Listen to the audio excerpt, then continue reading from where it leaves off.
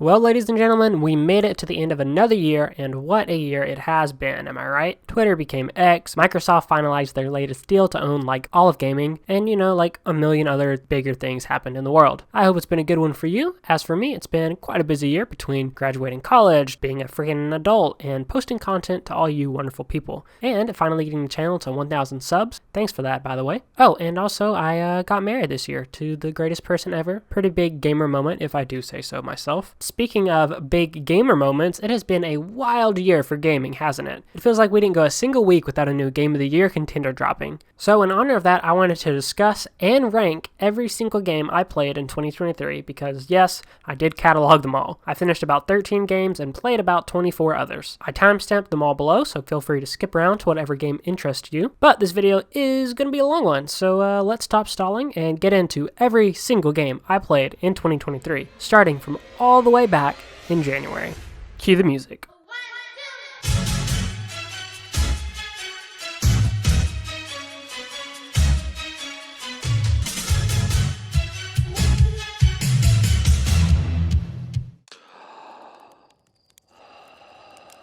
Starting the year off with a bang, no pun intended, the very first game that I played was Outer Wilds. Man, what an absolutely incredible game. If you haven't heard of it, it is a space-based exploration game where you're a fledgling traveler and you get to explore the galaxy and uncover its secrets. And I can't really say much more because it is such an incredible, unique game where all of your exploration, all of your improvements, etc. is in your knowledge that you gain. All of it's tracked in your spaceship log, and you just have to figure out how things work and the secrets of your galaxy and its history and why things are the way they are. And it is one of the most incredible experiences I've ever had in a video game. And if you've never played it, please don't look anything up. Go into it blind because it is absolutely worth every minute and will leave you speechless at the end. There's a DLC that I have actually not finished, I'm working through, so hopefully that will be on my list next year. Absolutely an S tier game. But moving on, there's another game that I started last year and actually finished earlier this year, and that is Elden Ring. Man, I mean, what more can I say about Elden Ring at this point that hasn't been said in the millions, probably not millions, hundreds of video essays and reviews that have been created since its release. Obviously, Elden Ring was a huge hit, but for me personally, it was my very first Souls game. I absolutely adored it, and I've been kind of getting that itch to replay, but I know I don't have the time. But it was just an absolutely incredible experience. The open world was awesome and just dripping with stuff to explore with no map markers, and it was just all player-led.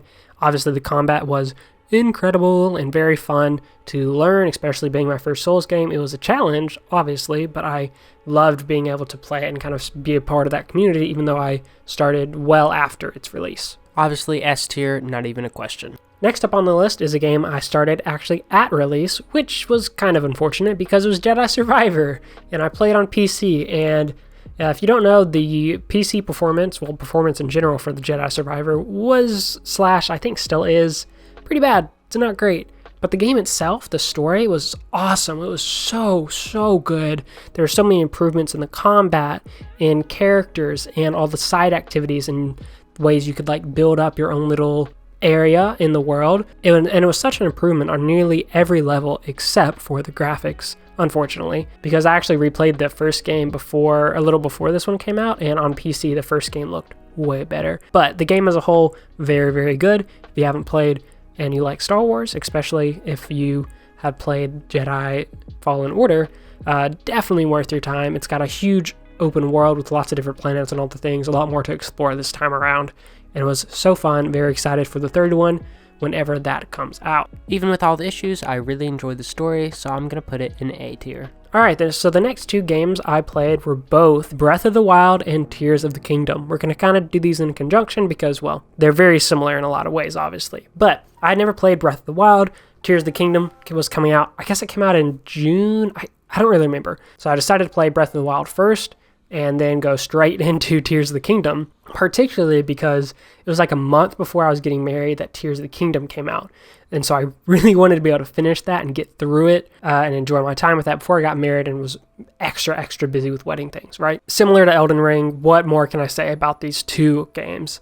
I adored both getting to explore Breath of the Wild's more empty, serene version of Hyrule and experience the more loose story that is told there through all the history of the beasts, and Link uncovering his memories and all the things was really, really cool. And I'm so glad that I played it before Tears of the Kingdom and got a lot of that baseline knowledge of all these characters and things that wasn't necessarily needed to play Tears of the Kingdom, but definitely enhanced my experience going back to locations I'd been to before that was vastly changed, meeting characters that were older and different or whatever. I mean, Tears of the Kingdom, my gosh, was just all of the new mechanics, the building, the ascend stuff, just made the game just so fun to play, that similar to Elden Ring, that I just lost hours and hours to. And it was great. I loved it. The story in particular was absolutely incredible. My only complaint is I had to look up stuff to try and make sure I was completing kind of the cutscenes in order, because you can complete them and get them in any order, and that will kind of ruin the story. So that was my only complaint with Tears of the Kingdom, and that it just felt like it was too much to do, which isn't necessarily a complaint, that's just a personal thing, which I did make a video about. But even with that, I'm going to put Breath of the Wild under A tier and Tears under S tier. And this is the first of quite a few games on this list that I made videos about. The next game, however, I did not make a video on, but I definitely wanted to, because God of War Ragnarok, what a game. I loved God of War 2018, got to play that last year, and this year I finally got a PS5 with a little extra wedding money that I probably shouldn't have spent. It worked out, got a PS5, played through God of War Ragnarok, and what was really cool about this game is that my wife actually kind of got invested in the story as I was playing with it, and she kind of got to watch alongside as the story would unfold. And obviously it's a single-player game, but she was so invested in it that anytime I played, she wanted to sit and be watching what was happening. I will say the story overall wasn't as emotionally gut-punchy, especially towards the end, as I expected, but it had just incredible themes.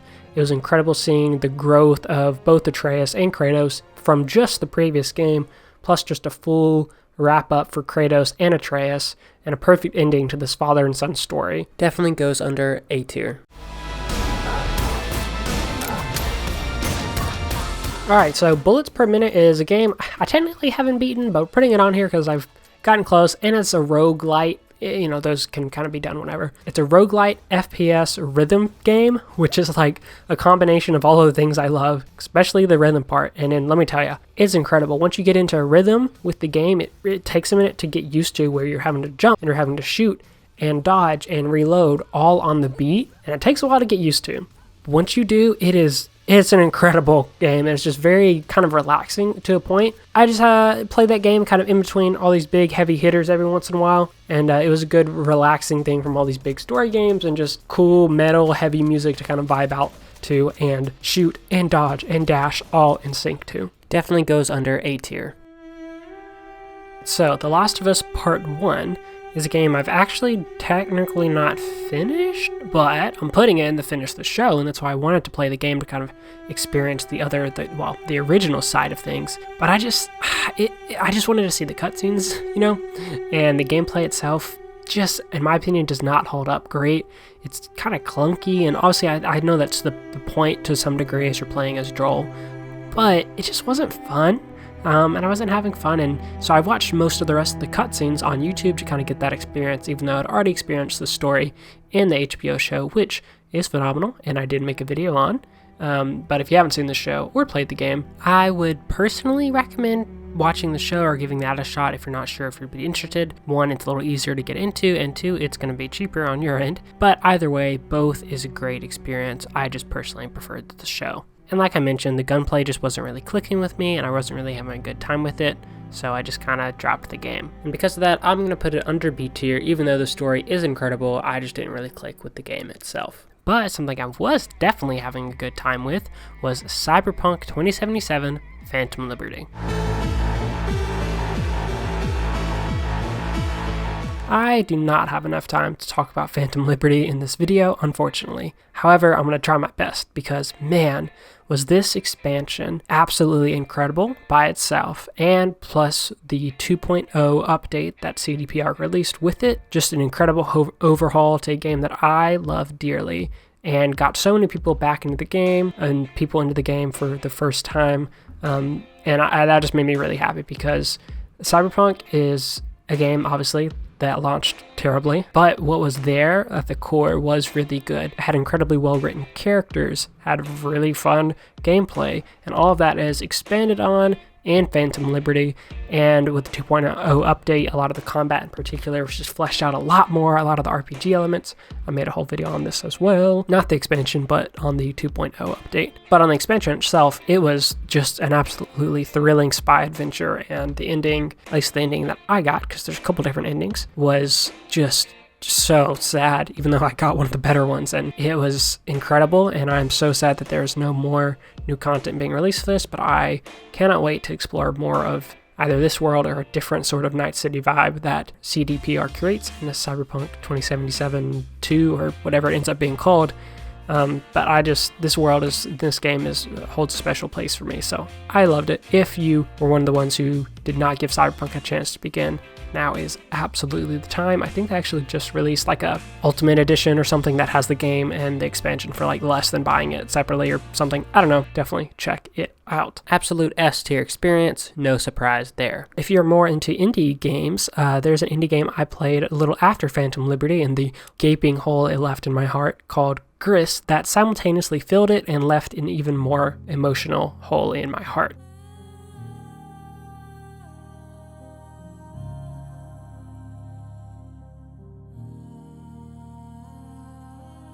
Gris is, again, a game I have made a video about because it was so incredible. I'll link that down below. But it's an absolutely beautiful, stunning 4-hour-ish game that is a 2D kind of platformer. You play as a girl who is dealing with grief and is working through the stages of grief, and the world and the game itself is a visualization of that.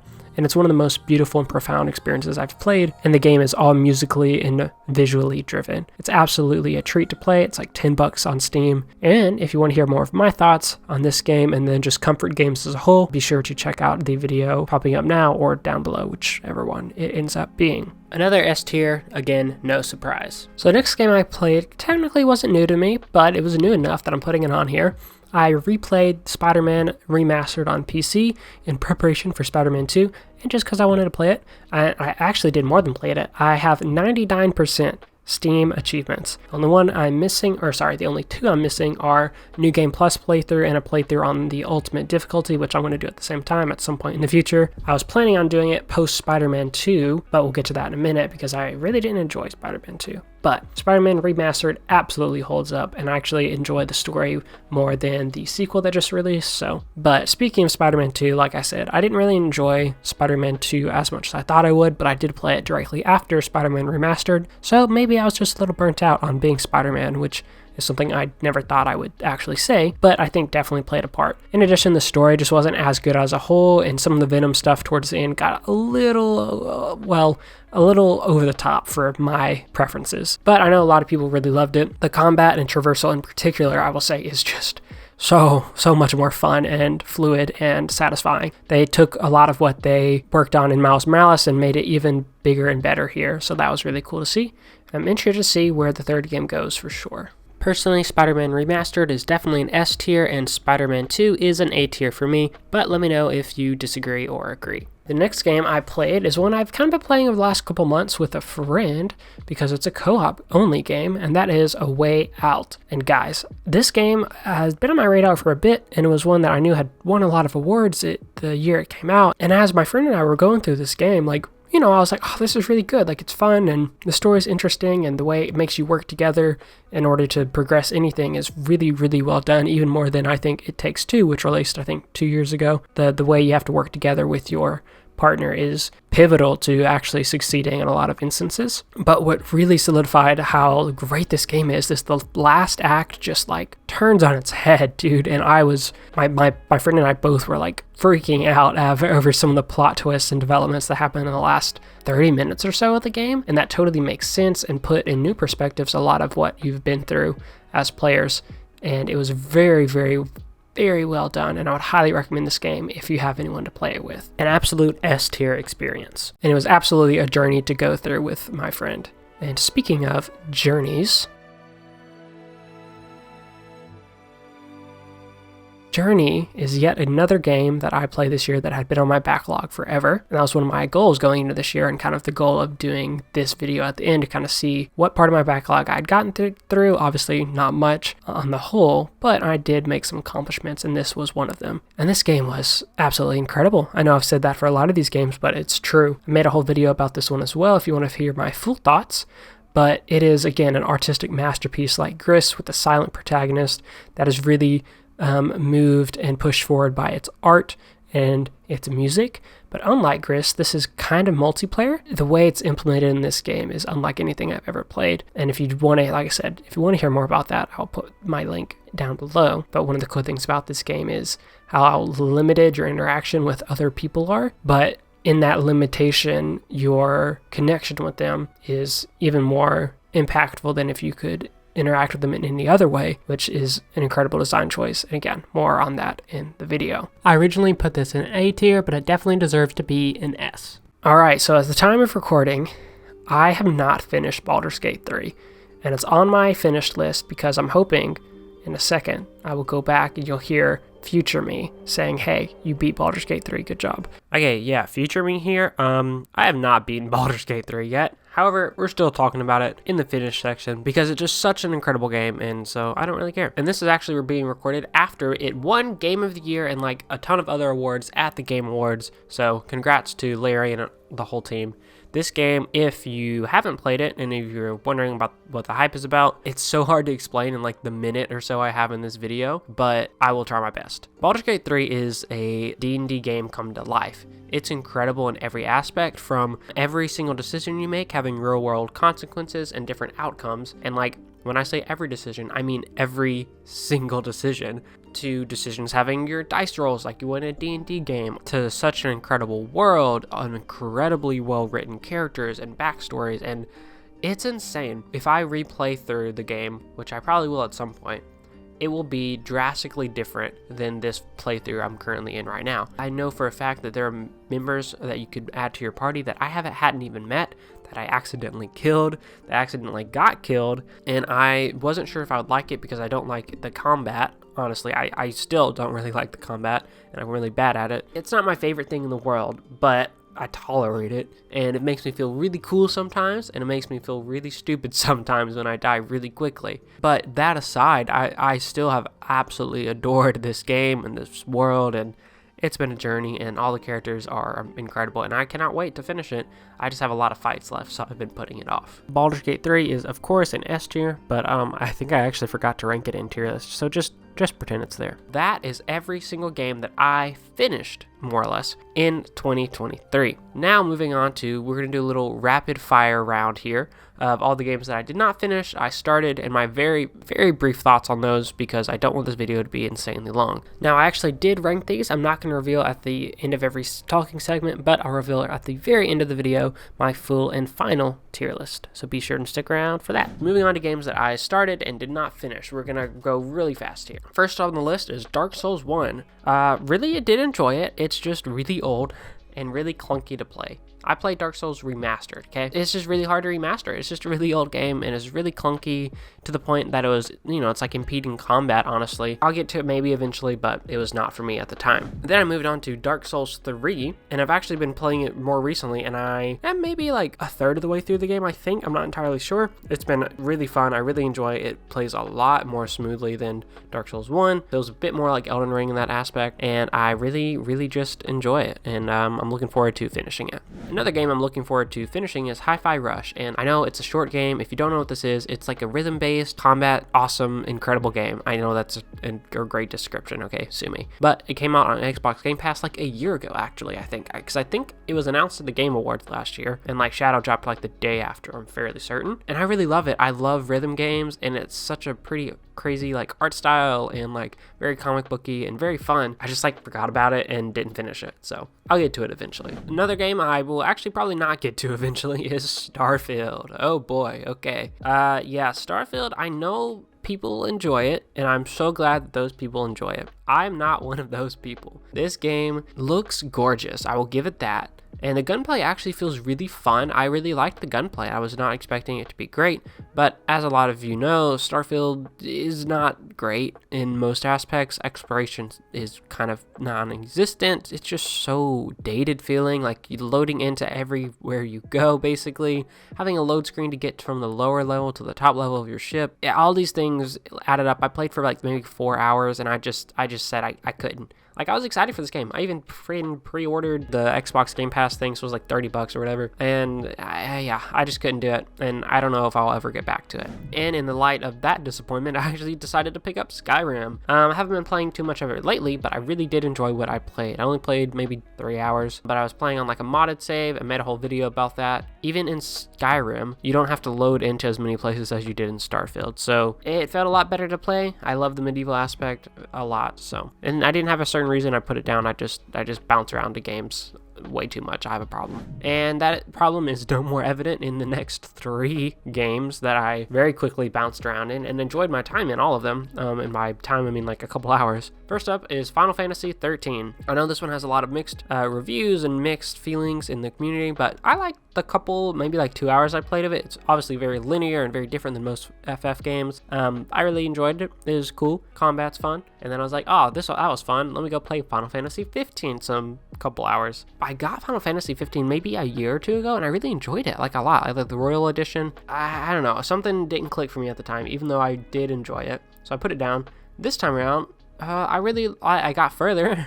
I got maybe like 4 hours in. I liked it a lot more, but I just kind of hop around the games way too much. And I was like, I'll get back to it eventually. Listen, I know I have a problem. It's really bad, okay? And the next game is another Final Fantasy game. I just like Final Fantasy combat and things, and I just can't be committed, apparently. But I played the Final Fantasy 16 demo, so freaking good, to the point that I did buy the full game recently on a sale, and I've been playing it more, and I intend to finish this one before I go back to any other Final Fantasy. Okay, I swear. I love the medieval, really, really intense medieval setting and the grittiness of the world. Ugh. Also, Clive is just like the best. Another game that was a 10 out of 10 that I only got a couple hours in, not because I actually put it down, but because I was getting frustrated because it was hard, was Hollow Knight. I can't believe I hadn't played this before, and I'm kind of glad I hadn't, because I probably would have not liked it. But now I'm more used to Souls games. I really enjoyed playing Hollow Knight. I think I've only beaten like one main boss and gotten through a couple areas. I was kind of confused on where to go, and I think that's why I put it down as well. But really fun game. I still have it installed, so I will be playing that into the new year. Alright, the next game is another Souls-like, Lies of P. And I hate to say this, but I just stopped playing this like for no particular reason. I love the aesthetic, the like gothic noir French vibe. Is very unique to the genre. Very Bloodborne-y, obviously, but it has its own uniqueness to it. Combat is great and like very snappy and feels like in some aspects a bit easier than your traditional like Souls, like actual Souls game. And I really enjoyed it. And again, it was just came out at a time where Baldurs Gate 3 was like going crazy and all the things. And I just like had to uninstall it, but I still have on Game Pass, so I'm very much going to finish it. And I know people who have played it and loved it, really love it. And they say it's like the best Souls-like game outside of From Software's games. If you like Souls-like games and you didn't try this one out, I would highly recommend it. Also, I don't think I mentioned, but these are not necessarily in order of when I played them. They're just kind of categorized loosely. Also, if you're still watching, be sure to leave a like, and while you're here, maybe subscribe. I've got a lot of good videos planned for the future, a lot of video essays, all the things. Clearly, I play a lot of games, but not enough of them, so let me know any games from this list that you think I should absolutely put on the top of my backlog. One that I really do want to finish, and I will eventually, is Ghost Runner, because it's just fun.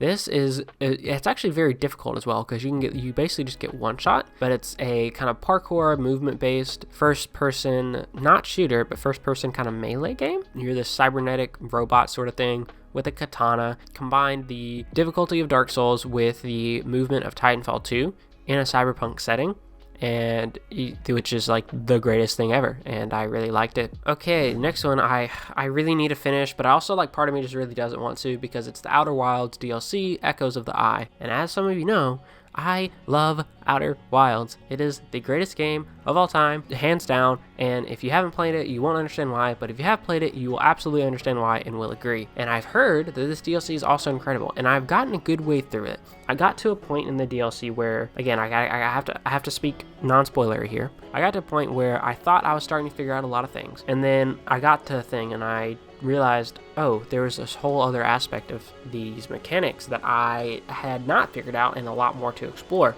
So I got a little overwhelmed, not gonna lie, and just kind of put it down. But a streamer I've been watching has actually been playing through Outer Wilds and has really made me want to finish the DLC. So I think that might be the next on my backlog, besides Final Fantasy 16 and actually Alan Wake 1 and 2, because I just picked that up on a sale. Alright, continuing the trend of Souls games that I started and never finished, Sekiro. Okay, this was my fifth time trying to get into Sekiro, and I got further than I had before. I beat the horse boss. I really enjoyed it. I was kind of starting to finally click with things, and of course that was the point when I put it down, but it wasn't because I necessarily just forgot about it. It's because I picked it up before my wedding, so I got kind of busy with, you know, wedding planning and then honeymoon and then getting back from the wedding and like job and all the things. But it was really fun and I very much enjoyed it. Another one I'm embarrassed to not have finished yet, because I was planning on actually finishing it for this video, is Sable. I love Sable. It's such a relaxing, experience-driven game.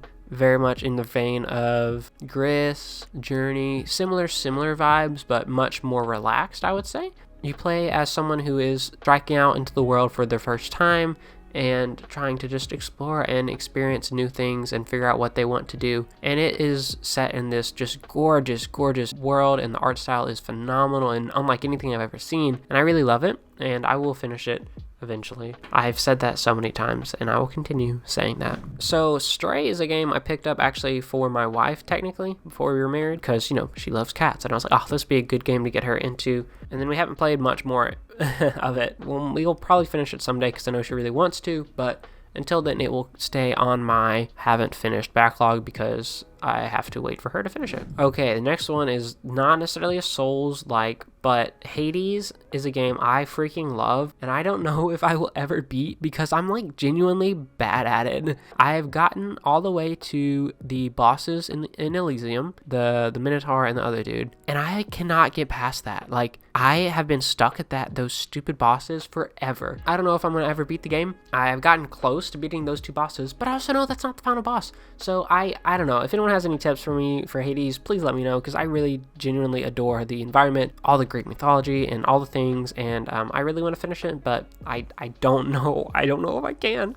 But I beat Elden Ring, so you know I should be able to beat Hades. The Last of Us Part 2 is a game I'm kind of still in the process of playing, but I haven't finished, obviously. I don't remember where I am entirely in the game. I'm in like the Boston QZ, I think, and I know this one is very controversial, okay, but I wanted to experience it for myself after playing part of part 1 and loving the HBO series, which is, you know, all of the first game. I just really wanted to experience the second game for myself before watching the rest of the HBO series whenever that comes out. And so far, I have been enjoying it. Obviously, I don't know how things are going to play out. Abby I don't like much, but right now I am enjoying it. I love the world as a whole and just getting to exist in it. So I'm holding off my reservations about the game until I get further into it. Alright, this video has gone on just so long, but don't worry, we are almost done. Next 3 games, I'm just going to rattle off real quick. I got in like a Pokemon phase this summer, so I tried playing Pokemon Arceus, Pokemon Scarlet and Violet, Pokemon Heart Gold, and Pokemon X and Y. Out of all those, Scarlet and Violet was obviously not the best one. I really liked Pokemon. Actually, I really liked all of them for different reasons. Pokemon Arceus, like exploring the world, really cool. I definitely want to get back to that. Heart Gold, I actually really loved. I love the pixel art style, and I love that when the Pokemon you have in your main Pokemon in your party kind of like follows you around. It's so cool. I love it. I was also doing a randomized Nuzlocke for Heart Gold, so that was really fun and kind of difficult. And I was doing the same thing for Pokemon X. I really liked X a lot. I definitely want to get back to that as well, but I just kind of fell out of that phase. But it was fun while it lasted. Diablo 4 was also something that was fun while it lasted, and for some reason for me it did not last very long. I played the open beta, I think. I never played a Diablo game. Loved the open beta. I played the crap out of that when it released, and I was like, oh,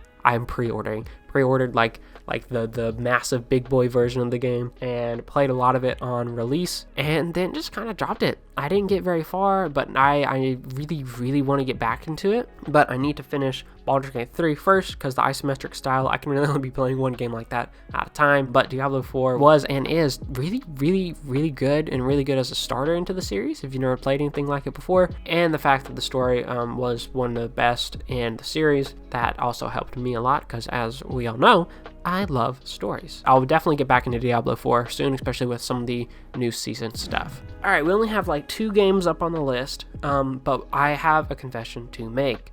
The problem with me not finishing a lot of these games comes from 2 things. One, me being very indecisive and very non-committal with video games. No matter how much I love them, I tend to just hop around to games so much. The amount of games I started versus the amount of games I finished this year is just not even comparable. But the last couple months, there's one reason that I did not finish a lot of these, and that's because obviously both Baldur's Gate 3 was taking up a lot of my time, but then WARFRAME came out of nowhere, and I played so much WARFRAME, and I made a whole video about how much I loved WARFRAME and was really enjoying it. And that was even before I got into a lot of the story stuff, which I've gotten to at this point. If you're one of the like 400 or 500 subscribers that came just from that WARFRAME video, because it blew up for no reason, and hey, I'm glad you're all here. Thanks for all that. I am still playing through a lot of the story. I finished the second Dream quest line, so I will be making like a full, probably like hour-long complete WARFRAME review in,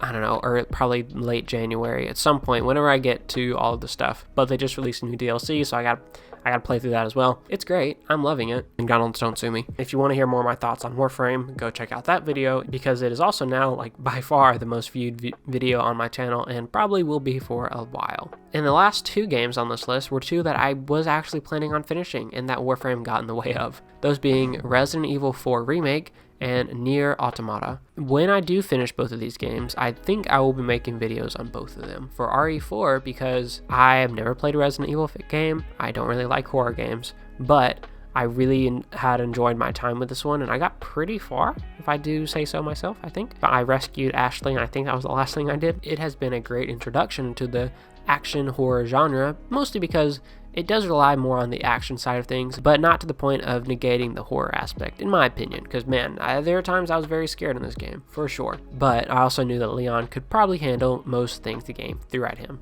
And Nier Automata is a game that I just know is an absolute masterpiece, and I've only played like the opening mission of, and I was in between so many other games that I was like, okay, I need to put this down and save it for when I have more time to really dedicate and really enjoy all of this game. And I know it's going to be one I am going to love. So when I do beat that, it is one I will absolutely be making a video on. And that brings me to the end of all the games that I did not finish this year and all the games that I finished. I hope you enjoyed this walk through my gaming life this year. Like I said at the beginning of the video, it was quite a busy year for me. So even though I did not finish as many games as I wanted to, I'm still proud of the games that I did finish. If you stuck around this long, thank you. You're amazing. And be sure to comment some of your favorite games you finished this year and some of the games that you're embarrassed to say that you did not finish. And if you got this far, thank you so much from the bottom of my heart. This year, this last couple months in particular, my channel kind of has really blown up for me,